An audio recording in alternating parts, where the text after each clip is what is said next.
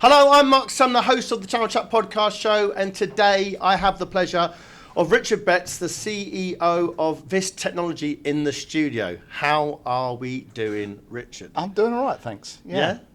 Battled the cold to get here, but I'm all right. Good. Now, Richard, normally when I start the show, I have a look through someone's LinkedIn profile and I pick something out and I think, well, yeah, why have they put that on there? And with you, it's especially relevant. And I hope you don't mind me saying this, because I am going to name and shame your age here, because there was a post 3 years ago that said you feel hungrier and more ambitious at 58 than ever before. Now, do the maths, that's 3 years on, so you're 61. So do you still feel the same way? And I did. Why did you put that post out? Well, I thought there are lots of reasons for it, actually. The primary reason, I'd been through an exit in my business. I was living in the US at the time, moved back to the UK and pretty much stopped work. Obviously did well with the exit and didn't need to particularly work, and just lost all sort of purpose, actually. Just really struggled to understand who I was, what should I be doing. I was reasonably young at that point. I was kind of in my late 40s, early 50s then. And, all my friends are still working, so no one was around to go to the pub or play golf or do all the things that you would like to do. My kids were still reasonably young, so they were at school. My wife was obviously running the house and looking after them. So in essence, there was just no one to play with. So I was a guy with all of the time and the cash and no one to spend that time with. And so I sort of started to think about, okay, what have I done here and what should I be doing? And realised that the thing that I missed the most was the kind of interaction with people. Outside of there is obviously a lot of ups and downs when you're running businesses, especially in this industry. But I missed the interaction and the growth that you could try and help with people, to get them to be better than they are, to sort of improve them, to improve their careers. And so that was a thing that really drove me to say, okay, I need to get back into work full time. And I did that, obviously, and I love it. On that question of purpose, I think there's a lot of people out there that would struggle with purpose if they do go through an exit or they potentially get made redundant or they're not sure. How do you re-find your purpose? How do you do that? Well, it's not easy, because actually you need to be self-conscious enough to realise what's going on. And for me, it wasn't an immediate thing. I actually kind of thought, oh, this is great. Got the house in the countryside and sort of went to all the kids' sort of rugby matches and netball and did all of those sorts of things. And for initially, you think, well, this is great. And then you go, yeah, I'm just not getting this. I'm starting to spend a lot of time doing meaningless tasks. I say to some people, haircut normally for most busy people is you jump in the barber, you have your haircut, 15 minutes later and you're gone. That's it. Well, when I was going through this period, it would be a half-a-day event. Stop it. Because I would the big event of the day. Yeah, I'm going to have my haircut at 10, so I'll go into town at 8:30, 9 o'clock, and I'll have a coffee and a bacon sandwich, and then I'll wander around, and you think that's ridiculous, and I was just killing time with sort of things that just were really senseless, sort of mundane acts. So it's just like you start to ask yourself what's going on. But it's not an immediate thing. Yeah, so I spend quite a bit of time actually with other guys that are going through exits and just trying to help them to think about what to do next. Not any sort of official counselling, but just friends and ex-colleagues that are doing it, because I don't want people to make that same mistake. And it actually does get you, and you start to feel a little bit like you're struggling. And actually, the best thing is to get back into things as quickly as possible. Enjoy some time off, clearly. Enjoy the time with the family, maybe take some nice holidays, do all the other good things. But if you've still got that drive, really, find that drive, find that purpose. It doesn't have to be that you do the same thing as you did before. You could, get involved in something else. But it's understand who you are and what really drove you to be successful at work, and then just apply that to whatever you're going to do next. Richard, was there a time when you thought there was a potential loss of identity, i.e. Richard, CEO, that's who you are, suddenly you're not that? Did you sort of lose yourself a bit? For sure, absolutely. And I think most people do when they go through a decent exit, and if they don't get back into a kind of work environment, some people like that, I guess. For me, I've really struggled with it. I found myself on a sort of cold Wednesday afternoon watching the under-10s netball match at school, me of only one of two, maybe dads, and the rest were all mums there. Although I did obviously enjoy supporting my kids through, and getting to know them more, if you like, because it was kind of, all work and not enough of the kind of their activity. And the barometer went the other way to no work and 100% engaged in that environment, and that's just wasn't for me. So yeah, without a doubt, you lose that, and it's the more you're out of it, the harder it is to get back into it. So you need to work hard to get back into it. Once you get back into it, what drives that ambition? Why do you've now got the ambition to, at your age, seasoned professional, to carry on and do it? Because most people will be thinking, actually, I don't have to work, I don't have to do this. Where's the ambition come from? Well, yeah, I mean, the reality is, if you're not working, what else are you going to do? There was only so much golf I could play with 75-year-olds and listen to their issues about prostrate. So the reality is, you get a bit fed up of those sort of conversations. I wanted to get back to work. For a main driver for me was obviously to create purpose, but it was to help me, if you like, get more engaged with people, get engaged at work, be able to help people. That was the thing that actually drives me the most.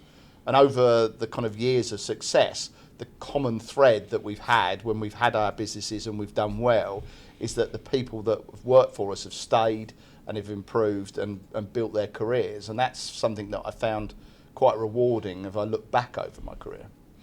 How do you think seasoned professionals or seasoned leaders bring a unique perspective to business, especially in fast-growing industries? So you've obviously got life experience, but technology is moving at such a pace, it's impossible to keep up with everything. Do you think more seasoned professionals bring a unique experience to it? Well, I don't know about unique, but different for sure. And you're right, technology is moving at a pace and it's pretty difficult to keep up with that. And I think most of the people that I work with will vouch the fact that I am not, a technical-led person. We try and focus from a business perspective on what we can do as people and what we can do with our customers as people. And I think that's probably having been in the industry for 40 odd years now, you start to realise how important that is, that people thread. It's not about technology, it's not about meeting goals and numbers. Actually, that all happens if you just do the right things. You talk about people there, and you talk about potentially bringing people on the journey with you, obviously as you grow and hopefully scale and hopefully exit. How do you foster that environment? How do you foster that collaboration in a company where you can actually bring people on the journey who may not have a financial exit or may not have a financial incentive as well? So how do you do it? Well, I mean, it's not one silver bullet, that's for sure. I mean, it's hundreds of things that you just have to work hard at. What you mustn't do, in my opinion, is take anyone for granted and assume because they've got a job they should therefore be grateful. I do remember early in my career that one of my bosses actually said that as the kind of the motivation for the staff, where they should just be grateful that they've got jobs. That's so sort of gone, and that's the dark ages. So I think it's really about trying to understand each person, trying to get a culture there. Everyone's welcome, everyone's understands that they can be heard. And all of these things everyone knows, right? Everyone talks about it, but you've really got to live it. And I think I've always been a leader that's tried to do as I do, not do as I say. And that's kind of where I try and do my bit is, I won't go and sit out in the office, in a corner office and lock my door and not communicate. I sit in the open plan office. I engage in the conversation in the office, engage with the banter about whatever's going on. And I think that, encourages kind of the right type of behaviour for everyone. Let's talk about Vizst, because you joined them at 58, as you've said. What inspired you to join that business? Well, I mean, I created the business. So what happened was we were trying to do a management buyout of a division of DXC, which was a business called Data Integration. And we were moving forward with that, and we were looking for a vehicle to sort of bring that business into. And there was another couple of businesses that were a Microsoft MSP and an audio-visual business based down in Poole. And there was a link between myself and my ex-business partner Ian, and we said, okay, maybe we could put these three together. So in essence, we did a buyout of the division of DXC, merged it with other two businesses, and created Vizst in November of 21. So it's a sort of a startup business that had been going for 18 years. So it was a nice position to be, that we could sort of start afresh with a new brand and a new sort of way of doing things, but obviously have that track record and that customer experience and legacy customers that obviously we could look after. Once you've got a company up and running, you've bolted a couple of things together, you've got the brand, it's all shiny and new, etc. And I noticed recently that you were ranked 53rd in the Sunday Times, 98% annual sales growth over 3 years, etc., etc. Why? Why'd you go for those sort of events? Why do people go into those sort of Sunday Times awards? Why are you trying to do that?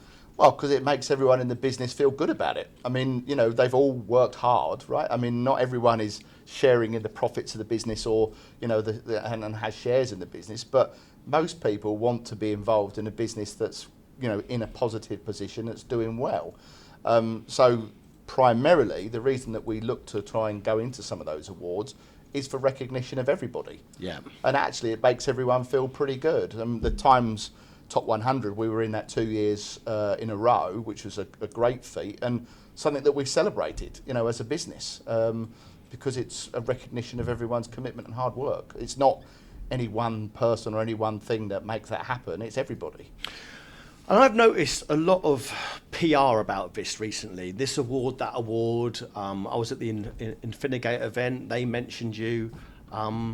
How are you getting recognised by all these sort of different brands and partner events and this, that, and the other? How's it happening? Well, I guess we try to do the right thing with the people that we work with. One of the things that I talk to everyone in our business about is that the way that we work with our vendors and our distribution partners will be a direct reflection of us as a business. So rather than treat them like a third party and and keep them at arm's length, we go out of our way to try and engage with our vendors that we work with the distribution partners that we work with. And as a result of that, I think you build up good relationships. Now, that doesn't win you awards, clearly, but that's the start of success. Because if you've built up good relationships, you tend to then work better together. Your sales team then tend to work better with vendor sales teams. Therefore, when you find opportunities, you can do better with them.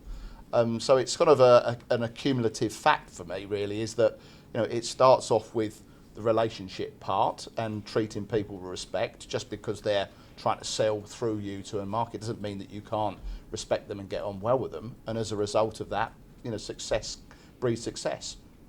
I read on your profile that trust is quite important to you. You've built relationships on trust.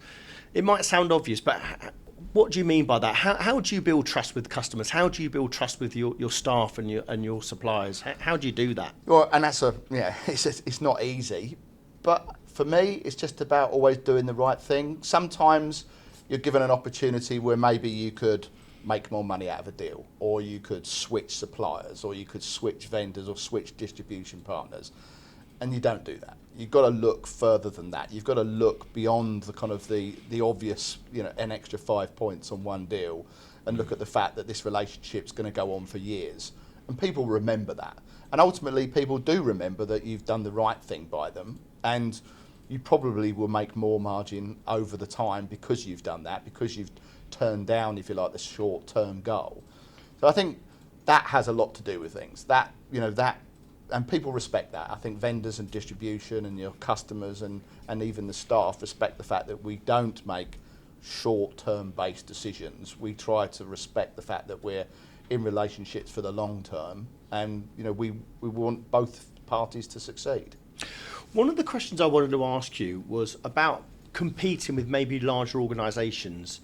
And we talked off air about ESG. Now, Richard, I hope I don't sound crass by saying this, but I get quite bored about talking about ESG. Everyone's talking about ESG.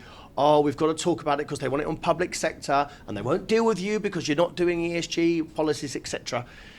What are you doing about ESG, and do you see that as a differentiator to compete with bigger organisations? The short answer is yes. And interestingly, a lot of the bigger organisations, it is a tick in the box. What we put it is central to our culture of our business. It's kind of what we want to do. So what we want to do is to get involved in our communities to help.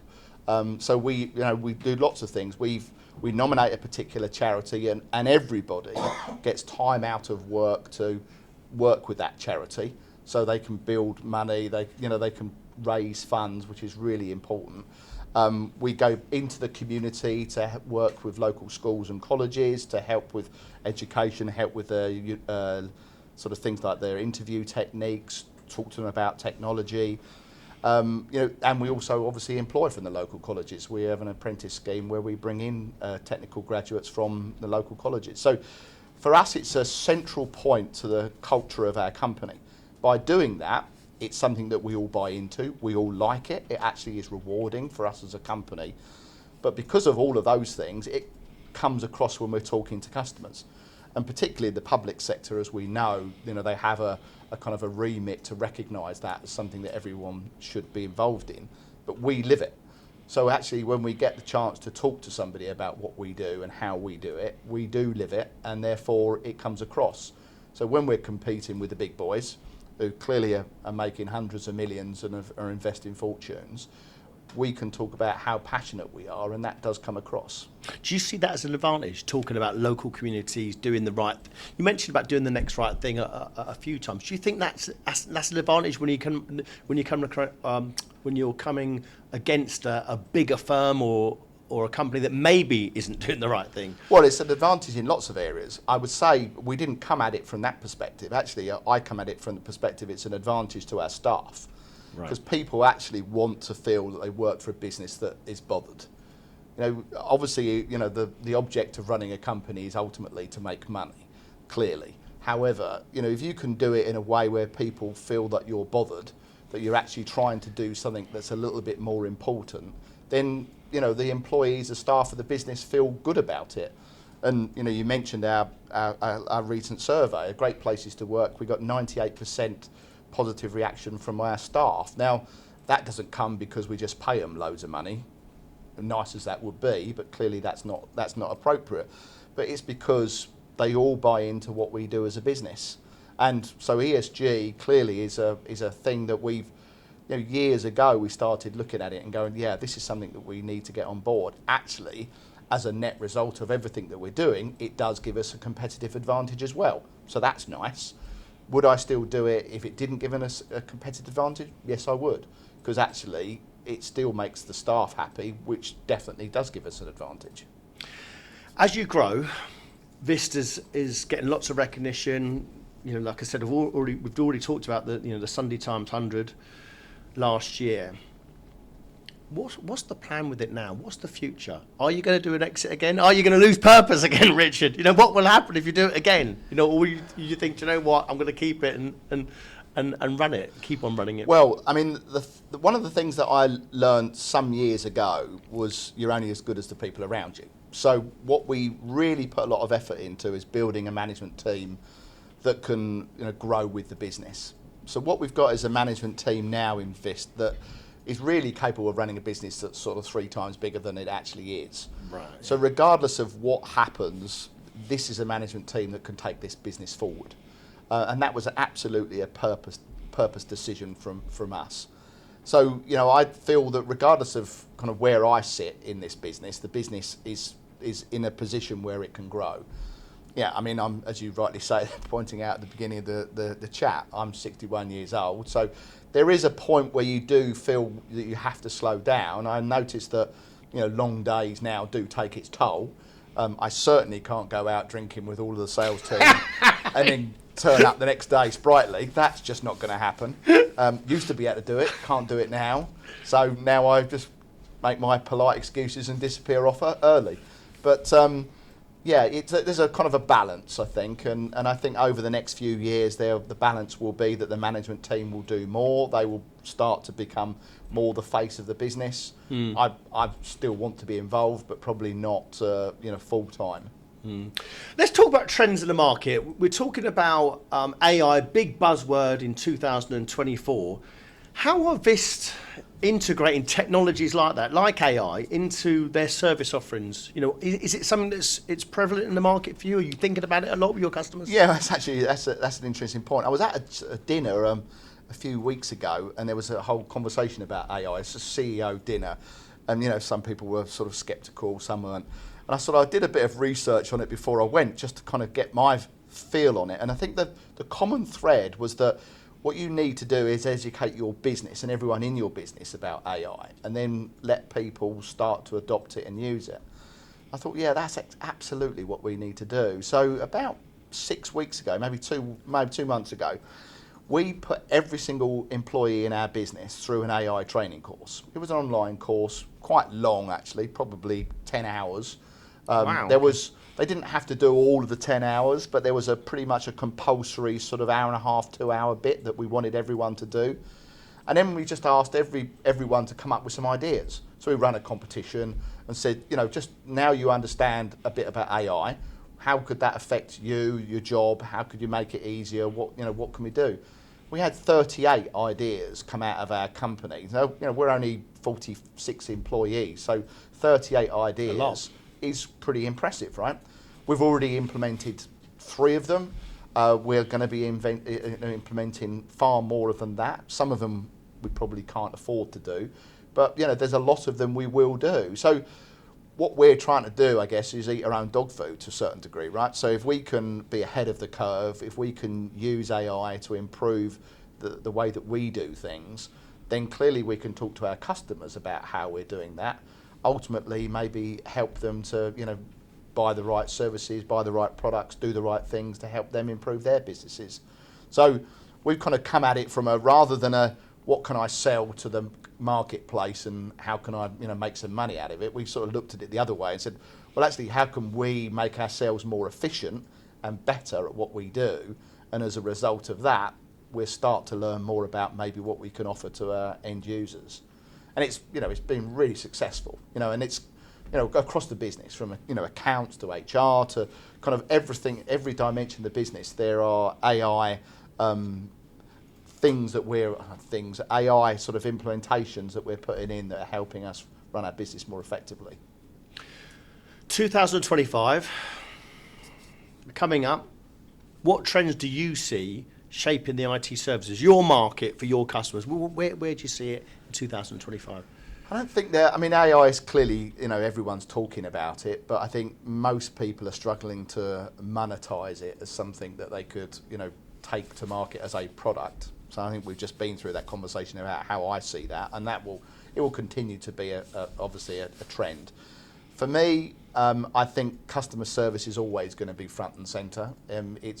I know it sounds incredibly old-fashioned, but the reality is happy customers buy more from you. So, making sure that customers are happy with what they've got and the service that you provide, I think is going to continue. We, as a smaller business in a kind of a field where we're competing with a lot of the big guys, where we are able to compete and do well is because we focus on our service. We provide a kind of a managed service wrap around our product sets, which is different to most of the big guys who are kind of selling the vendor support and that's where they stop. We're trying to offer a managed support around that product set. Customers like that. They like the idea that we're bothering, that we're into this for a longer term partnership. So I think that's where we're betting our money. So I hope that that's where it's going to continue to be. I think we've proven that our growth has been significant. So I think it's we're hoping that that's going to continue that way. I don't think that's earth-shattering news, right? I don't think there's any silver bullet there, but I think, like you're probably getting from a lot of things I'm saying here, it's about just doing the obvious things and doing them well. When I looked at your background, Richard, I sort of summarised it because you'd started a company, you'd sold a company, you've started another company, you've worked in America, you've been a CEO in America, etc., etc. Today, as CEO of Vizst, what's the biggest challenge you've got with all the experience you've got of running all these different businesses and being CEO of all these different businesses? What's the biggest challenge today?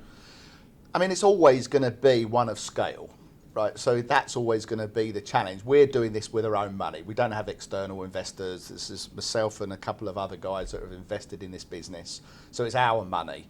So clearly there will be a point where we're going to need to get extra funds to do the sort of next step. And the next step is clearly more sales, more activity. And that's going to be our kind of next challenge, if you like. We do, as we talked about, compete in a market with large players. We are a relatively small business, but the product sets that we work with and the customers we work with are large. So, you know, scale is always going to be a challenge for us. But, you know, we're doing well. You know, we're a healthy business. We make good profits. We have good cash flow. You know, we're in a very strong position. And what advice would you give to other leaders in the space, emerging leaders, leaders that have taken on new CEO roles that are aiming to grow? Maybe they're trying to do it with their own money. What advice would you give them? Because you've obviously gone through it. You've obviously scaled. You're doing it again. Yeah.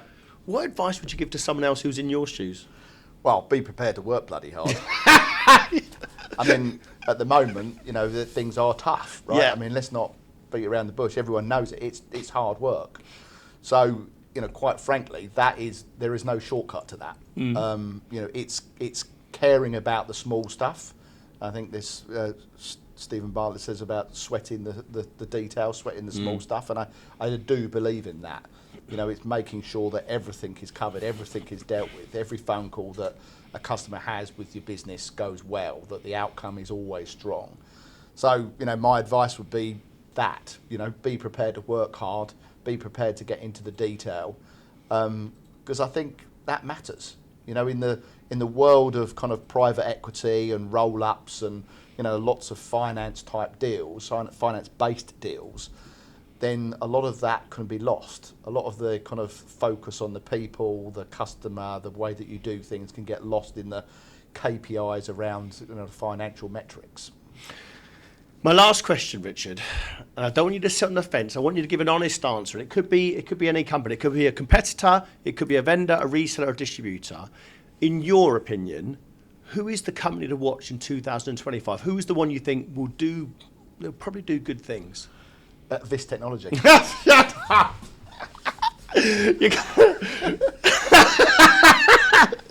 can't have that. We can't have that. Okay. Apart from your own company. I think from a vendor perspective, there's a lot of really clever stuff going on. I'm kind of loath to say too much about them because then other resellers might jump on board. And we've had a lot of success recently with Cato Networks. Cato, it's a really strong product in a great marketplace. We do a lot of really high-end stuff with Gigamon, which is a brand that not a lot of people know about, but it's a deep observability, and that's something that's going to really take off. So I would suggest kind of anything, obviously cyber-based, is kind of, you know, going to be front and centre. There is so much threat out there; it's just ridiculous. You know, I noticed there was a LinkedIn post yesterday about one of the NHS trusts that got hacked, and it's, you know, our NHS is absolutely under attack. And you know, I'm a citizen of the UK, and I'm a user of the NHS, and I want to help protect it. I don't want criminal organisations from other nations to, you know, hold our businesses to ransom and see money flowing out of the UK that could be used to reinvest in the UK. So I'm pretty passionate about helping businesses to be as, you know, cyber protected as they can be. I think it's, you know, it's the right thing to do. Absolutely. Richard, you've been a great guest. Thanks so much for your time. Thank you.